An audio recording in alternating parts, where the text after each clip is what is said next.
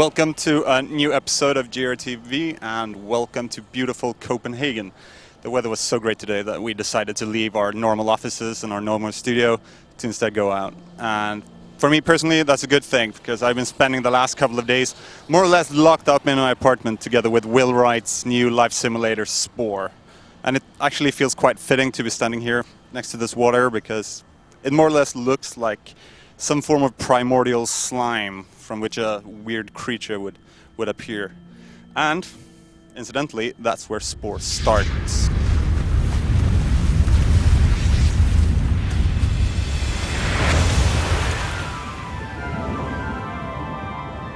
Because that's where you begin. Deep down in the primordial ooze with your one-celled creature, who you then have to guide through 5 increasingly complicated stages to reach space. You go through the cell stage, the creature stage, the tribal stage, civilization stage, and then finally the space stage. And it's in the space stage where the game really begins. Because you have to realize that whatever you've heard, whatever you've read, Spore is not about evolution.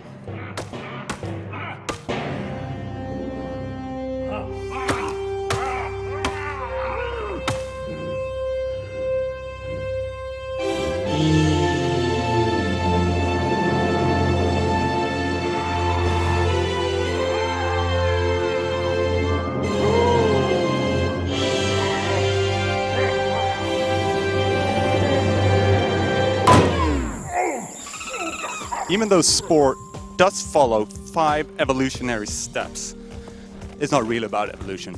It's about your creativity. You have the chance in Spore to create whatever kind of creature you want. You want it to have 4 legs, 1 leg, 15 legs. You want it to have multiple eyes, multiple arms. You want it to spit poison.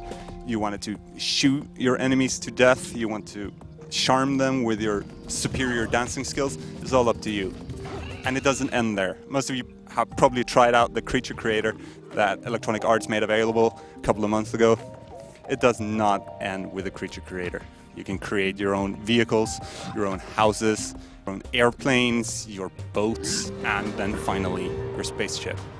And when you reach space and start to colonize planets, every individual colony can have different houses. So you have to be in an incredibly creative mood to play Spore. Because seriously, at a couple of points, when I realized that I had to design yet another house, I got fed up with it. Mostly because I wasn't in the mood. So you have to be in a pretty good mood, you have to be in a creative mood to get everything you want from Spore.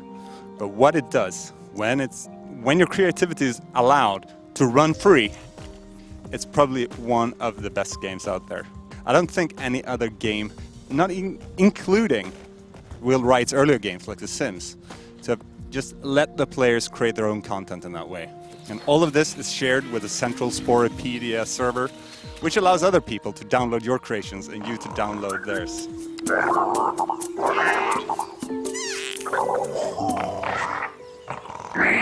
Spore is not without its problems though, because it's basically 5 games in one, and when a game spread itself that thin, it's quite easy to lose depth, and that's sadly what happened in Spore.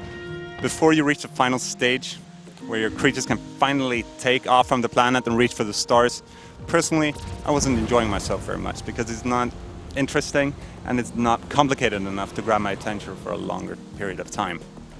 When it comes to the graphics of Spore, they're not the prettiest ones out there.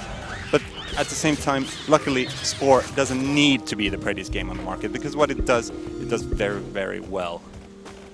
So sadly, Spore is not the timeless classic that a lot of us was hoping for, but Will Wright has managed to pull off another good game. I'd even go as far as to say it's a great game. So when I have to put a score to it, I'd give it a strong 8 out of 10. And with all the future user-generated content, and with all the expansion packs that Maxis can make for the game, we're going to be playing Spore for a long time. Until then, I'll just sit here in the grass and smell the flowers. Have a nice day.